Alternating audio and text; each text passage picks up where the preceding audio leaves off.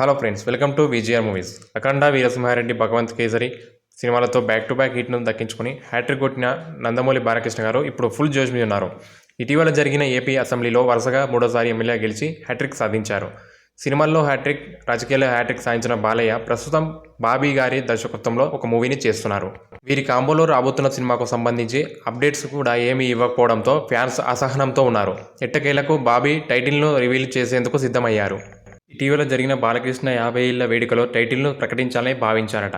కానీ కొన్ని కారణాల వల్ల ఆ సమయంలో టైటిల్ని అనౌన్స్ చేయడం సాధ్యం కాలేదు.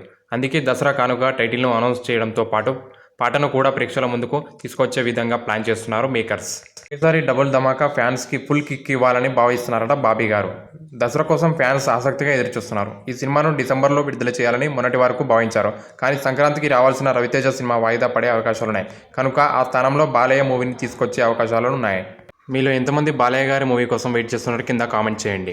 సోషల్ మీడియాలో బాలయ్య 109 సినిమాపై ఎప్పుడూ రెగ్యులర్గానే చర్చ జరుగుతూనే ఉంది. బాబాయ్ గత సినిమా ఫలితాల నేపథ్యంలో బాలయ్య సినిమాపై భారీగానే అంచనాలు ఉన్నాయి. మూవీలో బాలీవుడ్ స్టార్ బాబీ డియోల్ కీలక పాత్రలో కనిపించబోతున్నారు. ప్రజ్ఞా జైస్వాల్ మరియు ఇంకొక హీరోయిన్గా ఉర్వశి రౌతలే నటిస్తున్నట్టు సమాచారం అందుతుంది. కానీ ఇప్పటి వరకు ఈ విషయాలపై ఎలాంటి అధికారిక ప్రకటన జరగలేదు. అయితే దసరాకు విడుదల చేయబోయే ఫస్ట్ లుక్ అండ్ టైటిల్తో పాటు ఈ విషయాలన్నీ అనౌన్స్ చేయబోతున్నారట మూవీ టీం.